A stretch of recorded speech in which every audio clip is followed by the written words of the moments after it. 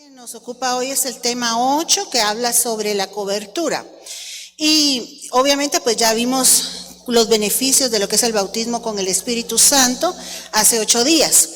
Quiero, para poder empezar este tema, comentarle que cuando el Espíritu Santo nos bautiza nos da dones, y eso pues ya lo hablamos bastante, pero no solo el Espíritu Santo le otorga dones a la iglesia, también el Padre le otorga dones a la iglesia, y también el Hijo le otorga dones a la iglesia. Cada uno de ellos tiene regalos, porque dones son regalos, ¿va? Cada uno de ellos tiene regalos para la iglesia. Los dones del Padre pues son conocidos como maravillas, prodigios y señales, según Hechos 2:22. Pero hoy nos vamos a ocupar de los dones del Hijo, es decir, los regalos que le hace Dios a su iglesia. Para poder hablar de esto y poder tomar una base, vamos a leer 1 Corintios 14:40, en donde dice: hágase todo decentemente y con orden. Y ese versículo, que en otras iglesias es usado para decir que no debería de haber batería en la alabanza, que mucho desorden, que mucho relajo con las danzas, lo cual no es bíblico, ¿verdad? Porque hay que ir e indagar a qué se refiere la Biblia cuando dice hagan todo en orden. Y esa palabra orden se traduce de una palabrita griega que es taxis, que se puede traducir en una sucesión fija de rangos. Cuando hablamos de rangos, estamos hablando que alguien va primero, alguien va después, y así continúa. O sea que hay una persona que toma el liderazgo y va cayendo como una cascada ese orden. A eso es a lo que se refiere el orden que Dios estableció cuando dice hágase todo decentemente y en orden. Estamos hablando de evitar el caos, de evitar el desorden, y de eso se tratan los dones del Hijo, porque vamos a ver un poquito acerca de las jerarquías o rangos de delegación que Dios ha dejado.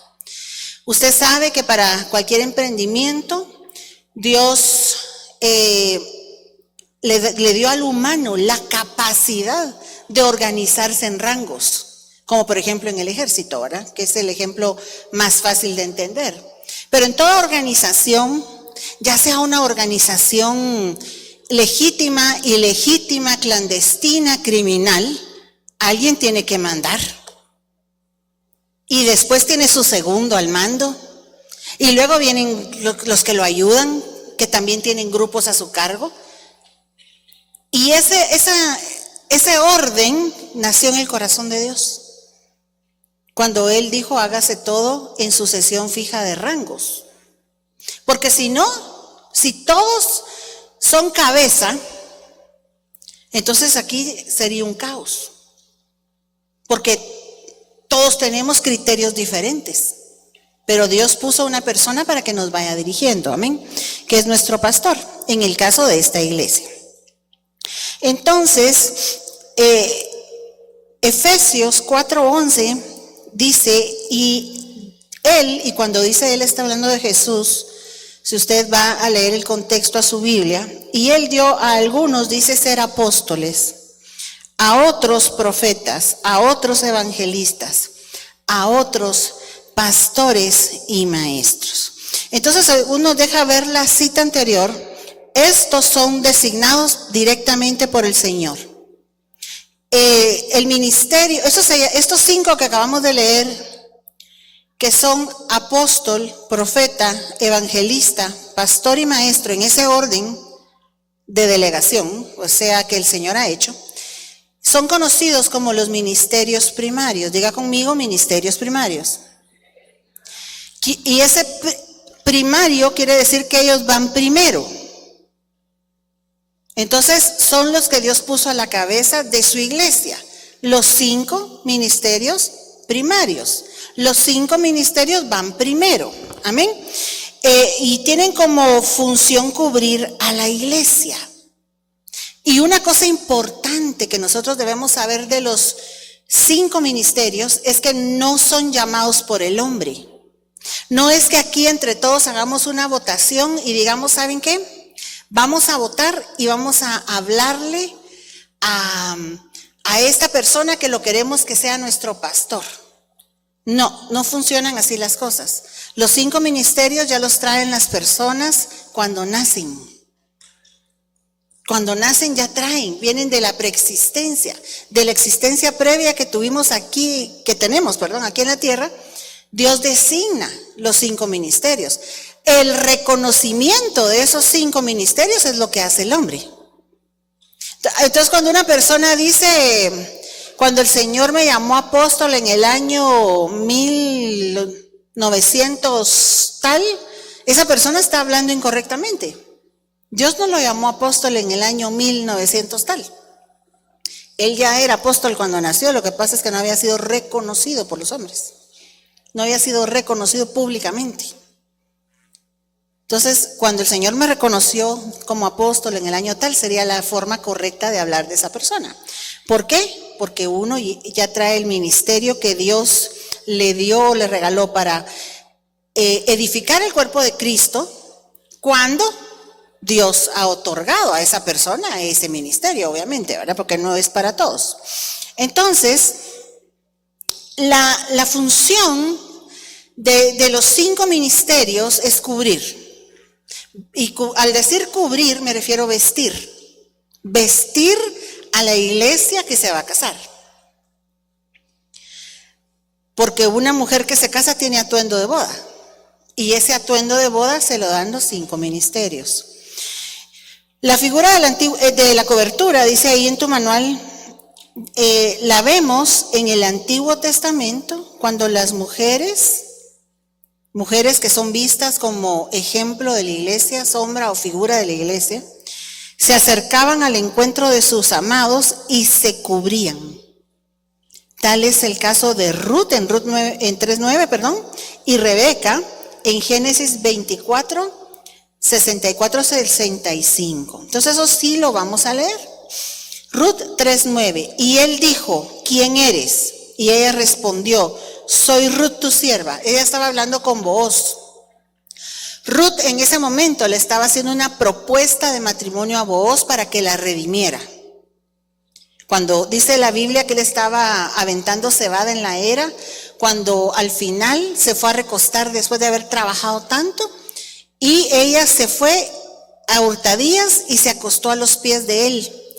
Y entonces ella lo despertó, dice que a él le dio un escalofrío y dijo, uy, ¿quién está ahí a mis pies? ¿Va? ¿Quién eres? Le dijo él. Yo soy Ruth tu sierva, te pido que extiendas tu manto sobre mí. Le dijo, yo quiero que me cubras, y le estaba pidiendo matrimonio. Entonces la iglesia que se casa es una iglesia que tiene cobertura, es una iglesia que reconoce los 5 ministerios. Amén. Y Rebeca le pasa lo mismo. A ella la llegan a traer para que se case y ella no conoce a aquel con el que ella se va a casar porque nunca lo ha visto. Ella lo conoce solo de lo que aquel varón que llegó con ella le explicó. Entonces todo esto tiene figuras, porque este varón que era el siervo de Abraham, que llegó allá con ella, es figura del Espíritu Santo. Abraham es figura del Padre que envía al Espíritu Santo a convencer a la iglesia para que se case con Jesucristo. Y cuando ella se acerca, le dice al Espíritu Santo en figura, ¿verdad? ¿Quién es ese hombre que camina en el campo a nuestro encuentro? Y el siervo le dijo, es mi Señor. Y ella, que se quería casar con él, y que el otro también sabía que habían mandado por ella para casarse, tomó su velo, dice, y se cubrió. Entonces el velo es para bodas. La iglesia que se casa tiene que estar cubierta, porque tiene que tener quien la presente. La Biblia dice que y eso lo vamos a ver más adelante en esos cuadritos azules, la Biblia dice que una de las funciones, por ejemplo, del pastor, es dar un reporte de la iglesia, es presentar a esa iglesia. También cuando vemos, por ejemplo, esto no le va a venir en el examen porque tampoco viene en el manual, pero es un ejemplo para que vayamos entendiendo. que cuando habla de la mujer virtuosa, ella le habla a su hijo Salomón y le dice que él sea voz por los mudos, por los que no pueden hablar. Entonces hay una de las parábolas que el Señor Jesucristo explica, donde dice que un hombre, un hacendado, que está tipificando a Dios, hizo una gran fiesta de bodas para su hijo. En este caso el hijo viene a ser el Señor Jesucristo. Y que en la puerta les daban una vestidura de bodas a cada uno de los que iban entrando, porque sin vestidura de boda nadie entra a la boda. Pero uno dice que se coló sin vestido de boda. Y paseándose el padre por la fiesta, le dijo: ¿y tú por qué no estás vestido como de bodas? Y dice que el hombre enmudeció, porque él no tenía quien hablara por él. Nosotros que tenemos vestiduras, ¿cuántos dicen gloria a Dios? Tenemos quien nos presente, tenemos quien hable por los mudos, porque muy probablemente eso es lo que nos va a pasar el día que estemos delante del Señor, vamos a enmudecer. Pero si tenemos cobertura, alguien va a dar un reporte y va a decir: no, esta persona tenía cobertura, yo doy fe de ello, está vestido. En esa parábola, interesantemente, dice que este hombre que hizo la fiesta tenía invitados especiales a la fiesta, pero ellos no quisieron llegar porque estaban en sus ocupaciones, y esos invitados tipifican a Israel. Entonces él le dijo a sus criados: abran de par en par las puertas, y todos los que quieran venir, que vengan, los indigentes, los que están lisiados, el que quiera. Y eso representa a la iglesia, porque así fue como fuimos llamados. Amén. Pero entonces terminé por el principio, ¿ah? Así es como empieza la historia, y luego entran y les empiezan a dar a todos vestido de boda. Amén. Entonces la cobertura es sumamente importante, ¿verdad? La mujer enamorada de Cantares, dice, es otro ejemplo, que se sentaba precisamente, Cantares 2:3, a la sombra del amado. O sea que otra manera de decir cobertura es sombra, vestidura. Hay muchas figuras que se pueden usar para la cobertura. La Biblia le llama dosel, la Biblia le llama toldo, depende de la versión que usted esté leyendo, le llama sombra, le llama mano, le llama vestidura. Todas esas son sinónimos de la cobertura. ¿Vos a la sombra de qué ministro estás? Le podrían preguntar a uno, ¿ah? Es otra manera de decir, ¿quién te cubre? ¿Bajo qué cobertura estás? La vida cristiana es mucho más fácil cuando uno está a la sombra. Cuando usted va a un parqueo donde solo hay un árbol y todos los demás espacios para los carros están al aire libre, sin sombra, usted va a observar, y está el sol, pero que no se aguanta. Usted va a observar que los que llevan carro lo primero que van a hacer es parquearse debajo del árbol. Porque no es lo mismo dejar tu carro debajo del árbol, en la sombra, que al solazo ese que está ahí. Lo mismo pasa cuando, no sé si usted ha visto publicaciones de fotos donde todos los animalitos se ponen debajo de la sombra de un árbol. Ellos están quejándose de la deforestación, los que publican eso, ¿eh? Pero aplica para la cobertura. Entonces es más fácil llevar mi vida cristiana cuando yo estoy bajo la sombra de un ministerio. Empiezan a hacerse las cosas más fáciles. Y recordemos lo que les expliqué del atrio, lugar santo y lugar santísimo.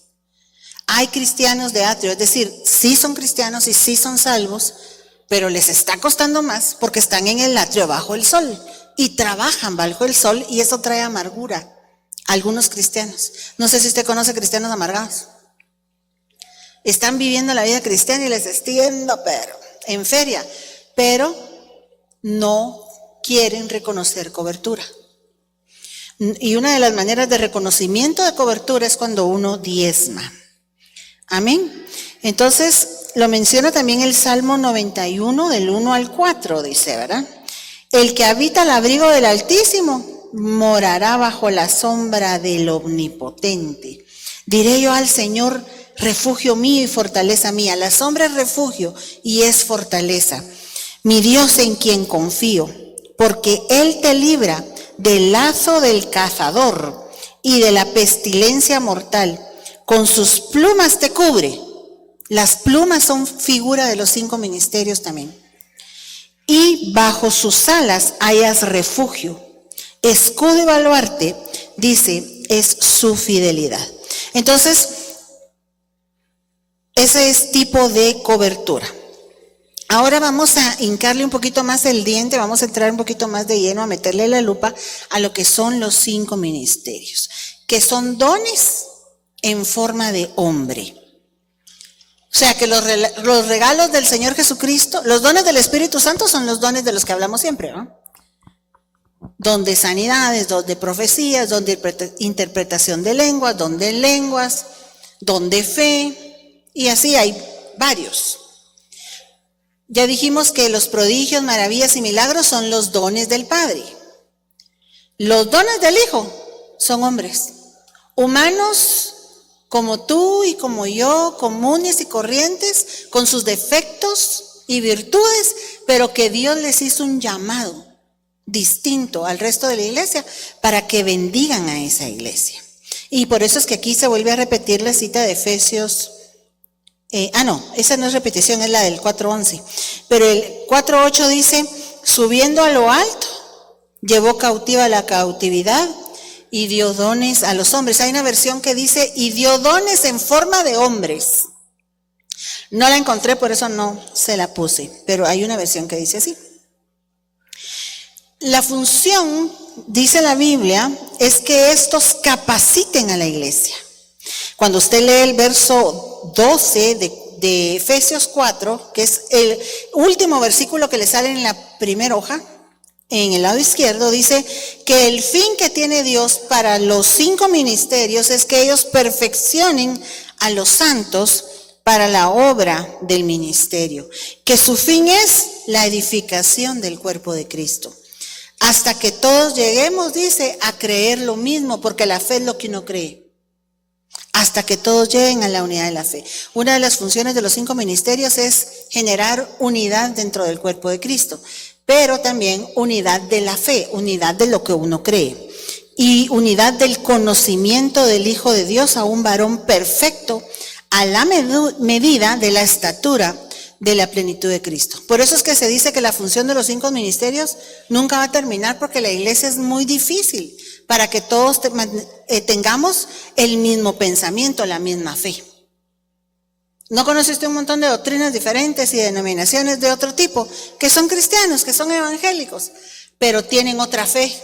Sus doctrinas son otras, sus creencias son otras. Entonces la labor de los 5 ministerios es unificar criterios, que todos lleguemos a tener una unidad de fe. Por eso es que decimos que la función esta va a ser hasta que el Señor venga por su iglesia.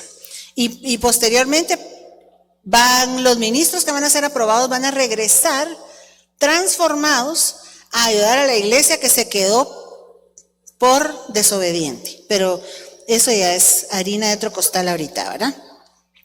Entonces vamos a ver qué señales y funciones tiene cada uno de los ministerios, así como cuál es el ala que les representa. Porque como ya dijimos, con sus plumas los ministerios nos cubren. Entonces cada uno de ellos tiene una figura en la Biblia. El apóstol está tipificado en las águilas. Esto se debe a que el águila es la que más vuela alto de todas ellas.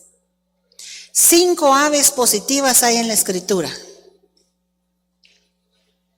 Y cada una es designada a uno de los 5 ministerios.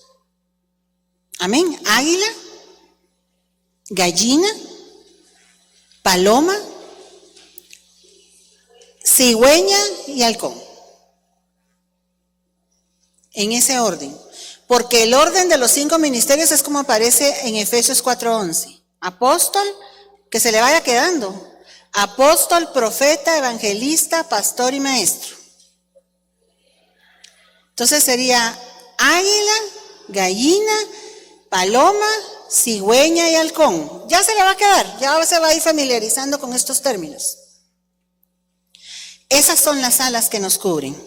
El águila puede volar más alto que todos ellos. Quiere decir que el apóstol tiene una panorámica distinta de todos los demás ministerios. Cuando uno escucha una palabra apostólica, se maravilla del ángulo de donde esa persona está viendo las cosas. ¿O no es cierto? Y decimos, Dios mío, pero ¿cómo vio eso y yo no, verdad? Incluso si tú vas e indagas en Google, en qué sé yo dónde, ellos tienen una visión especial para ver las cosas. Entonces, esa es la función del apóstol. Una de las señales que debería de tener un apóstol es que recibe revelación de la palabra. Revelación es quitar el velo. Revelación es mostrar algo que estaba ahí, pero que nadie había visto antes. Le voy a poner un ejemplo. La Biblia dice en Cantares 8:8 que hay una mujer diciendo, tenemos una hermana pequeña que no tiene pechos. ¿Qué vamos a hacer con ella cuando de ella se hablare? Explíqueme usted qué significa para la iglesia ese versículo. ¿Quién sabe esa revelación? Pues nuestro apóstol nos ha explicado desde su visión de águila que él tiene, donde puede ver las cosas que nosotros no lo alcanzamos a ver, que en la representación de esas dos mujeres está la iglesia. La madura está diciendo, que es la iglesia madura, tengo una hermana, si no tiene pechos, que no hay modo que madure. Hay una parte de la iglesia que no madura mucha. ¿Qué vamos a hacer con ella cuando de ella hablen? Porque de la parte de la iglesia cristiana que hablan es de la iglesia inmadura, ¿o no? Entonces ella está diciendo, ¿qué hacemos? Y más adelante pues contesta, ¿verdad? Haremos un baluarte, la vamos a tener que cubrir. Pero ese no es el punto ahorita. El punto es que ¿quién te viene a explicar todo eso? Uno lee unos versículos y uno dice, ¿y eso qué significa?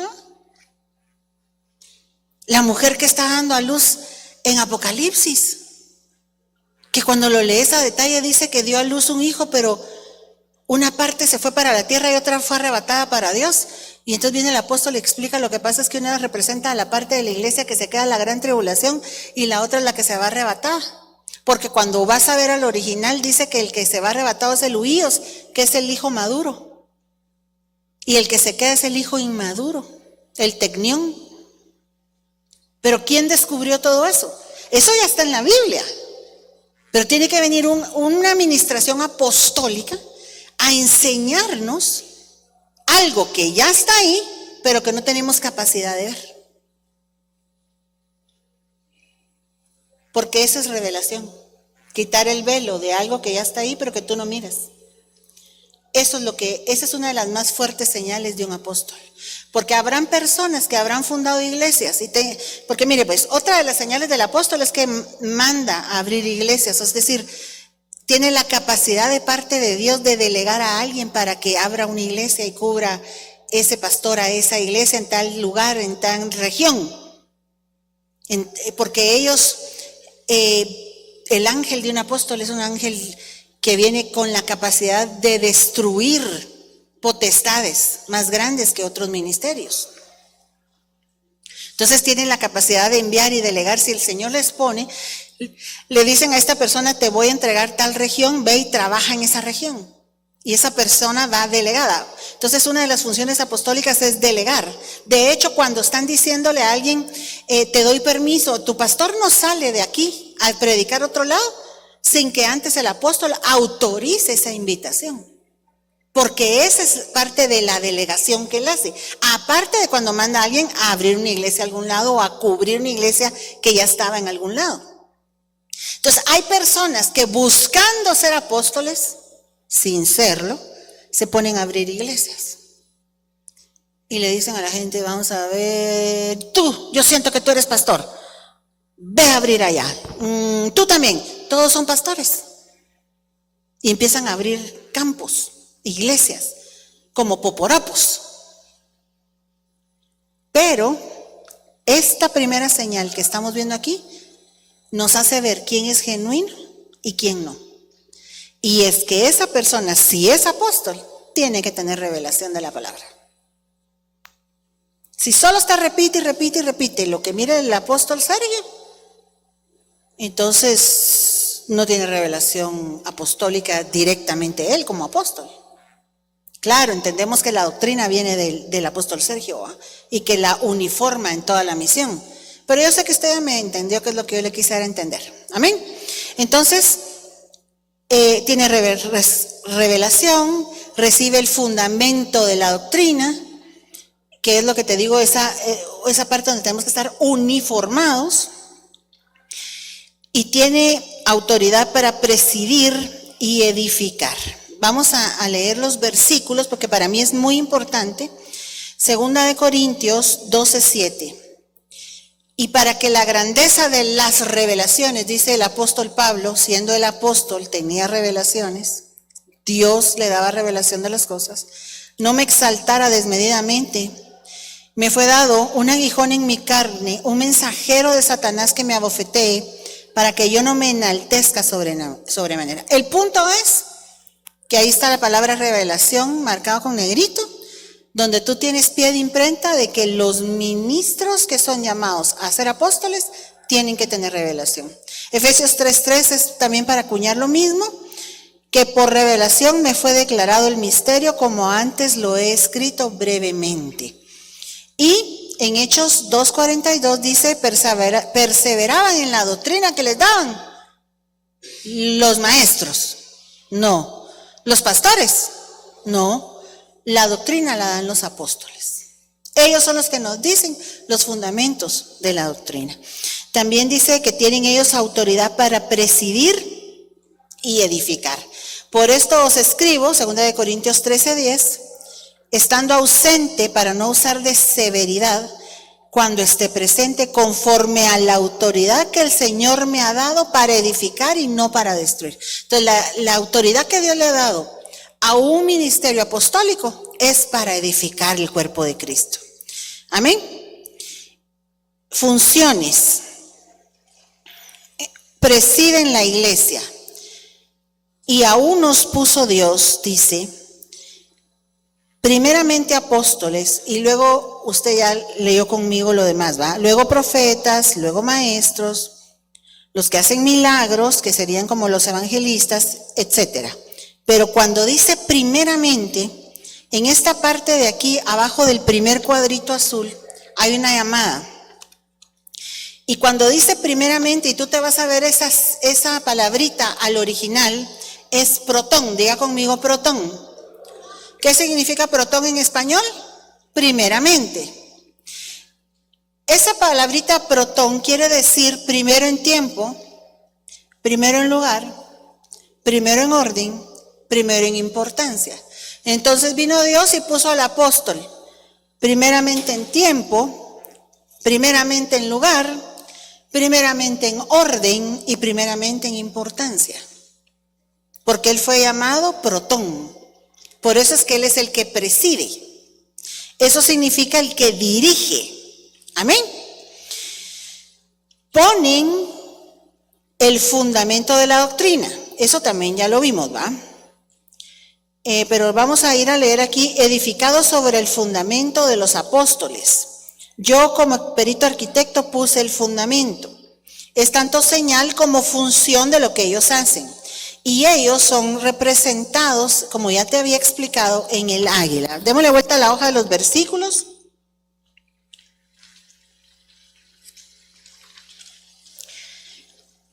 Y dice, envían ministros.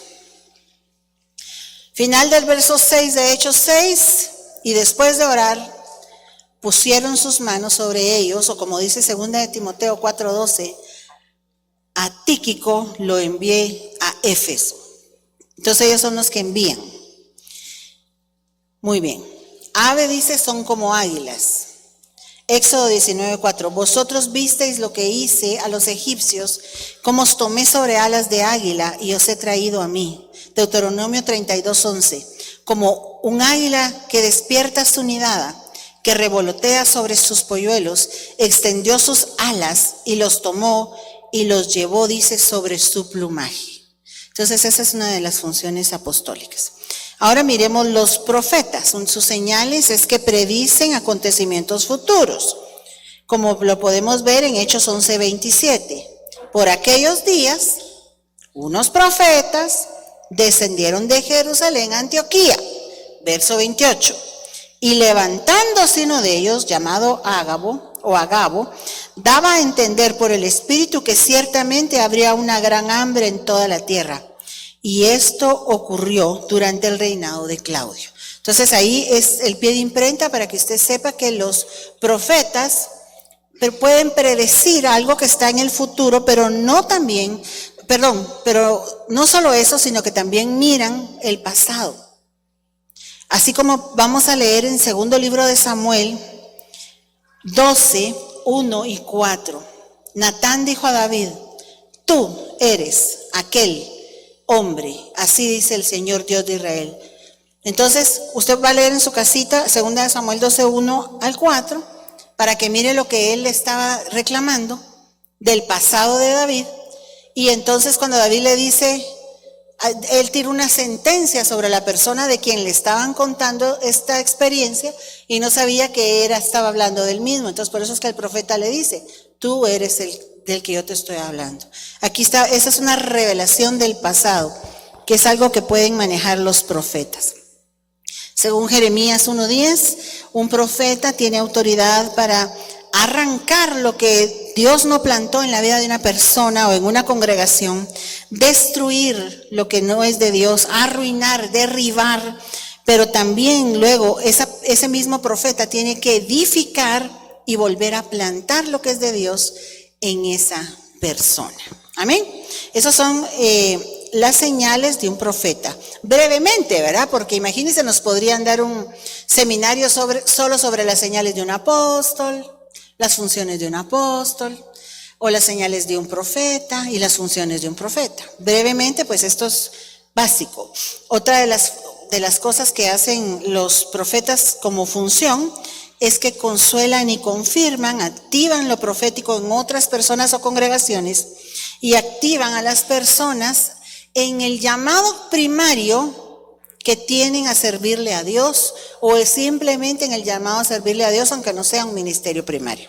Los versículos que vamos a ver para respaldar esto están en Hechos, dice 15:32, y Judas y Silas, como ellos también eran profetas, consolaron y confirmaron a los hermanos con abundancia de palabras. Entonces, una prédica de un profeta tiene que traer esa consolación, tiene que traer esa confirmación, donde la persona salga diciendo: no, sí soy hijo de Dios.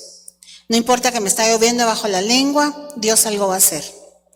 Y activan lo profético en la iglesia, dice: he aquí la compañía de los profetas que venía a encontrarse con él, y el Espíritu de Dios vino sobre él con poder y profetizó entre ellos. Aquí está hablando de Saúl. Saúl no era profeta, pero cuando esta compañía de profetas trajeron la atmósfera profética, él empezó a profetizar juntamente con ellos. Eso es una cosa que tenemos que entender, que no todos los que profetizan son profetas. Esa es una pregunta de examen.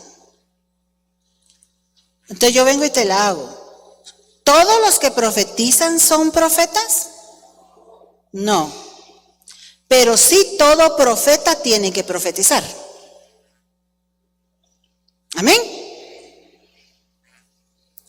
Los que no son profetas y profetizan, entonces, ¿qué son? Diga conmigo, proféticos. Diga conmigo, proféticos. Otro un poquito más fuerte, proféticos. Entonces, yo tenía aquí personas que se acercaban a mí y me decían: fíjese que la profeta me estaba diciendo tal cosa. ¿Qué profeta? Le decía yo, ¿va? La que profetiza en los cultos. No, estás equivocada, le decía yo. Ella es profética, no es profeta. Tenemos que aprender a diferenciar, porque Dios trabaja también con un don de profecía, con una unción profética. No, hay personas que tienen la unción profética, como le pasó aquí a Saúl. No es ni siquiera como un don, pues, sino que en ese momento le cayó la unción, ¿va? Y empezó a profetizar. ¿Por qué? Porque fue metido en esa atmósfera. Amén. Y luego activan a las personas en su llamado. Dice: a Jehú, hijo de Nimsi, lo vas a ungir por rey sobre Israel, y a Eliseo, hijo de Safat, ungirás para que sea profeta en tu lugar. Entonces, una de las funciones ministeriales de los profetas es ungir a los que van a ser levantados en algún llamado de parte de Dios.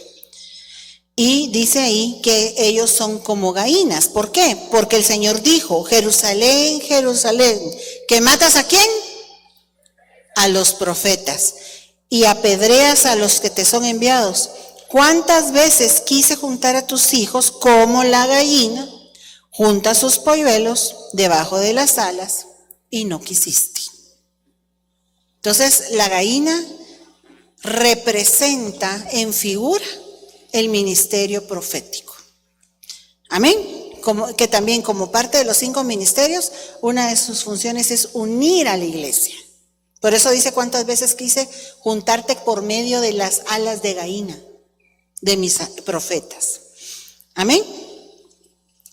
Ahora vamos a la parte de atrás, en donde dice evangelistas.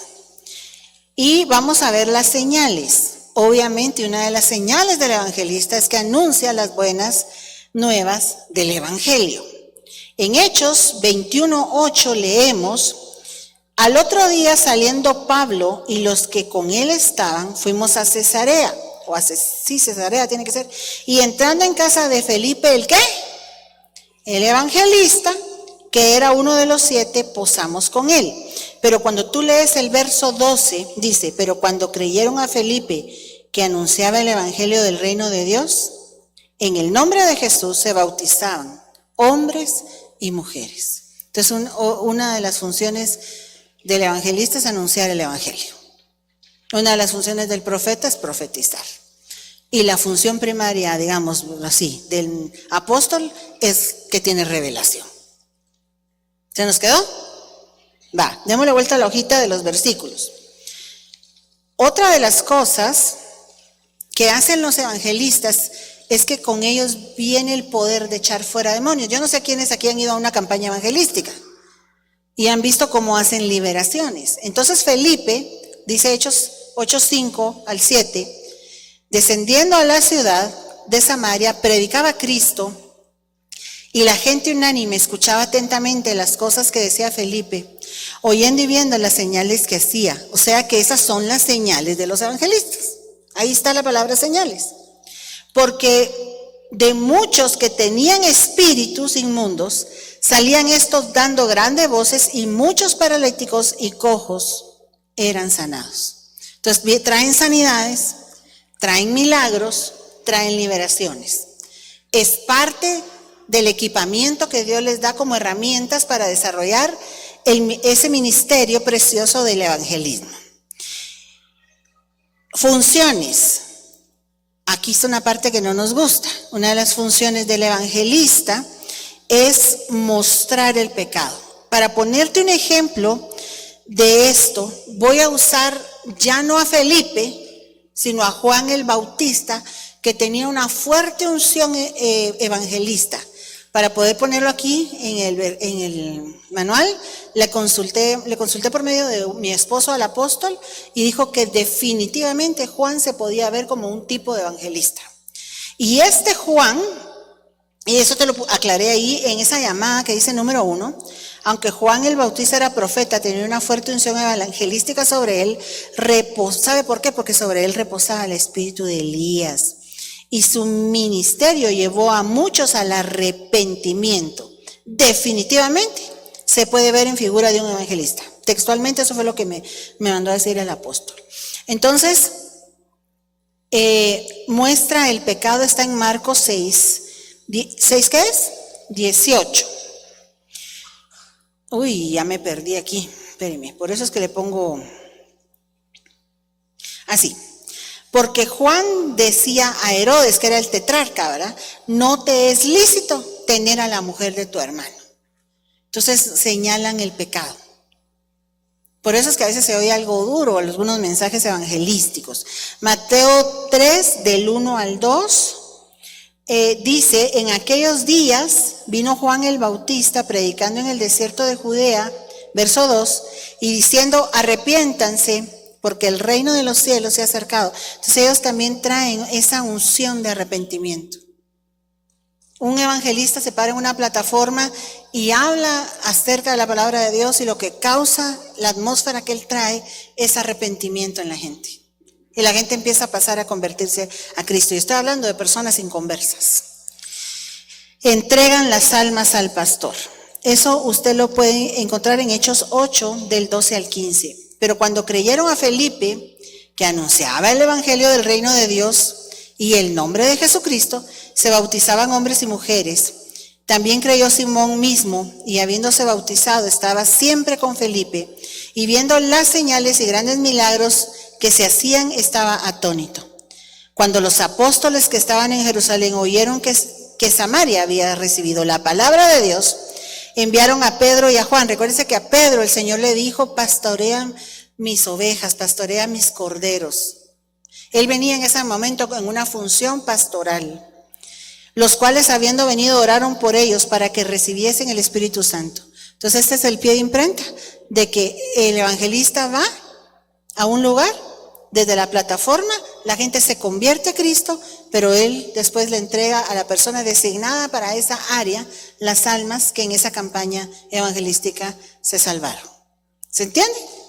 Muy bien. Entonces, vamos a ver que el avecía o ave pequeña que representa al evangelista es la paloma. Para poder entender nosotros los versículos que están ahí, vamos a tener que leerlo en esta forma. Mire, aquí se lo expliqué. La plata es figura de redención, dado que Judas vendió al Señor por 30 piezas de plata, para que Él fuera sacrificado en lugar nuestro. ¿Se entiende? ¿Qué significa la plata entonces?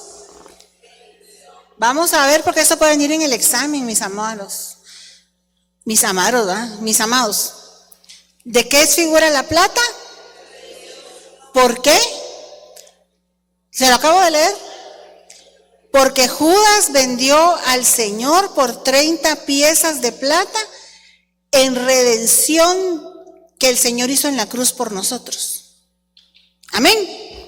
Entonces, cuando tú lees el Salmo 68:11, dice, el Señor daba palabra, había grande multitud de las que llevaban buenas nuevas, evangelismo. En el Salmo 68:13 agrega, bien que fuisteis echados entre los tiestos, seréis como alas de paloma cubiertas de plata. Le está hablando al evangelista, tus alas van a estar cubiertas de redención. Le van a hablar a la gente del sacrificio del Señor en la cruz y que acepten esa redención. Y sus plumas, dice, con amarillez del oro. Entonces, la figura para el evangelista, ¿qué ave es? Pregunta de examen. ¿Nadie sabe? ¿Qué ave es figura del evangelista? La paloma. ¿Y del apóstol? ¿Y del profeta? Ya sacó 100. Ahora vamos a ver el halcón, la cigüeña, que representa al pastor. Las señales de un pastor es que tiene que tener ovejas. Porque alguien se puede denominar pastor en una tarjetita. Pero ¿pastor de qué ovejas? Si es pastor, tiene que tener ovejas. Esa es la mayor y principal señal de un pastor. Le entregaron esa obra a esa persona y se empezó a multiplicar la gente. Entonces esa persona trae la señal de que es pastor. Amén. Puede ser pregunta de examen, mis amores lindos. Porque si un pastor dice que es pastor, tiene que tener ovejas. Dice la Biblia que los pastores dan la vida por sus ovejas, como el Señor lo declara en Juan 10:11. Diciendo de él mismo: yo soy el buen pastor su vida da por las ovejas, pero hay otro que es asalariado.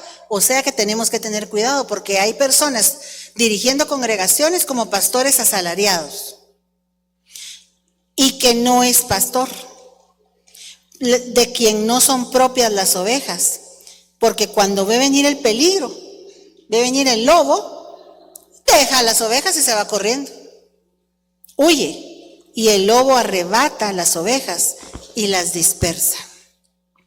Entonces, una de las características del pastor es su permanencia, a pesar de los tifones, de los huracanes, de los naufragios, de lo que pasa en esa congregación y de lo que pasa en su vida, permanece con las ovejas, porque un pastor la vida da, su vida da por las ovejas.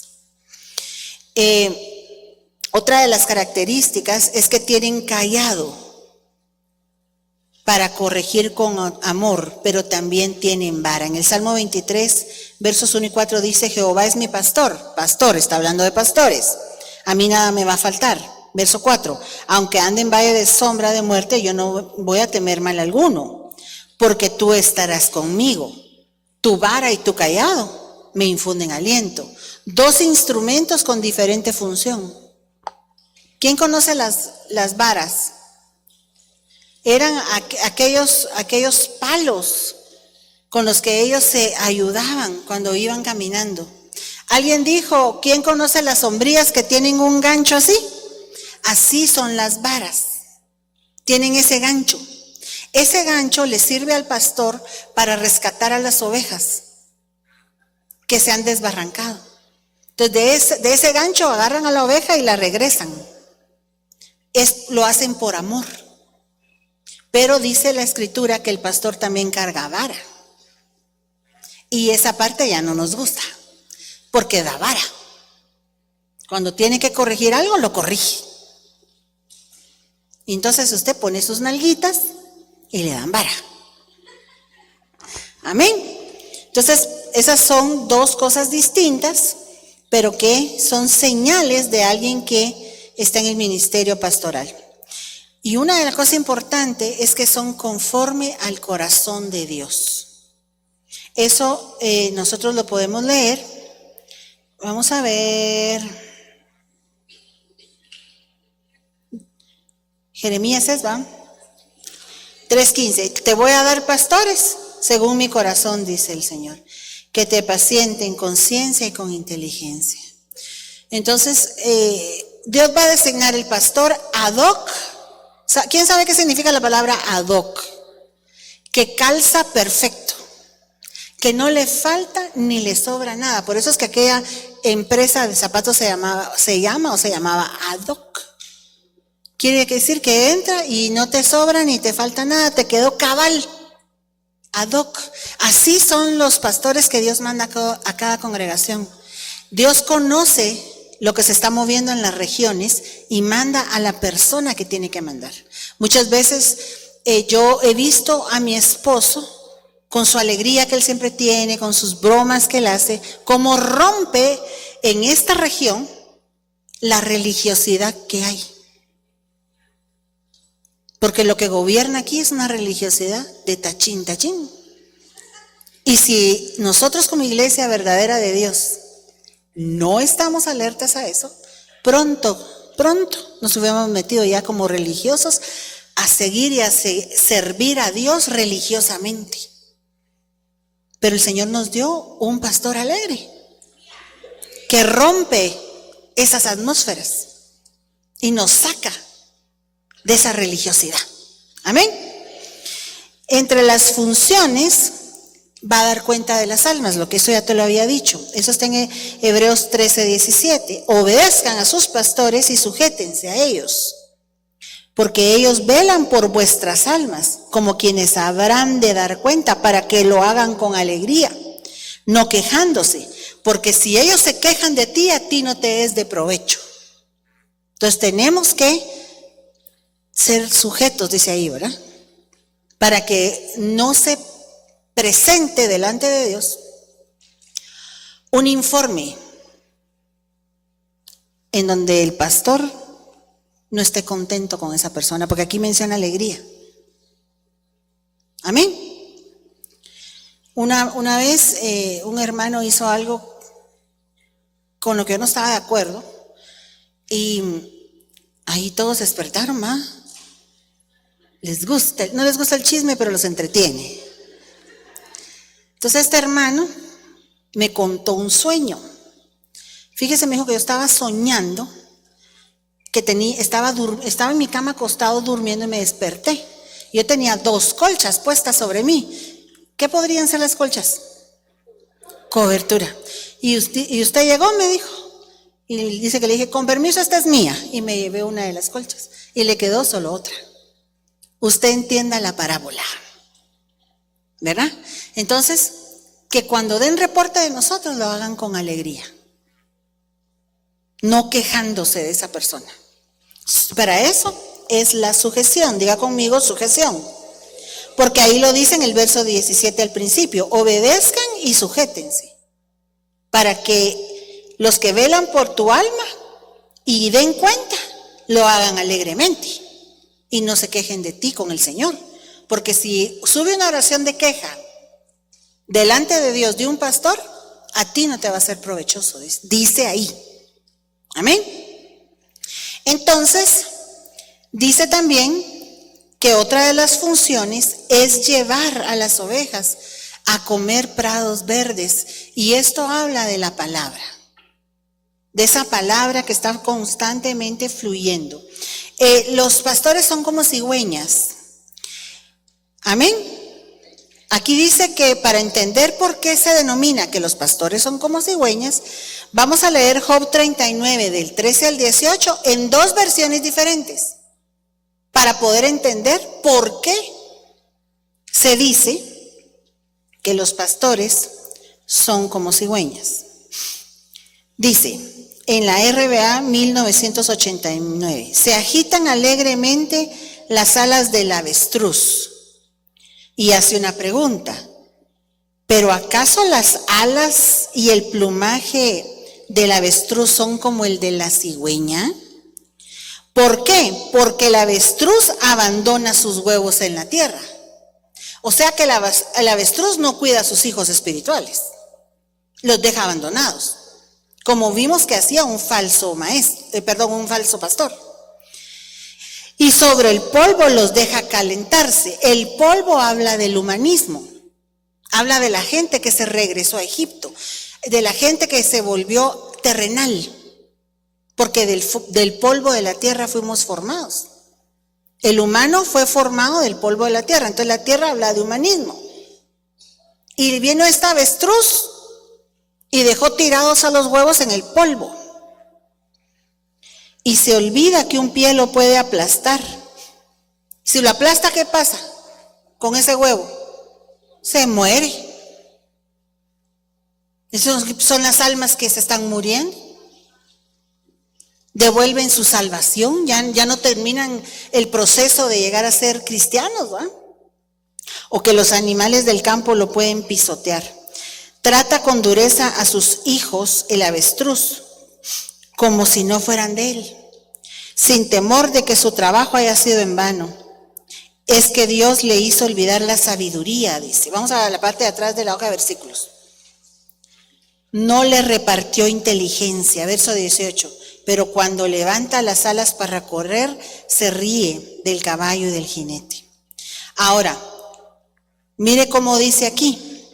Aquí ya no dice con las alas de la cigüeña, en esta otra versión. Dicen, baten alegres las alas del avestruz, ¿acaso con el ala y plumaje de la cigüeña? Decía el que leímos, ¿va? ¿Sí se recuerda? Si no, lo puede voltear a ver a la hoja de atrás. Darle vuelta a la hoja y verlo. ¿Con qué está comparando a la cigüeña? Con el amor. ¿Con qué está comparando a la cigüeña? O sea, que los escritores pudieron haber traducido amor o pudieron haber traducido cigüeña, dependiendo del criterio de quien tradujo la Biblia. Pero está diciendo que es lo mismo. que el que es pastor tiene amor por las ovejas. Entonces, ¿qué ave representa al pastor? La cigüeña. Por eso te puse ahí, enlaza las dos versiones para poder entender. Ok. Sí.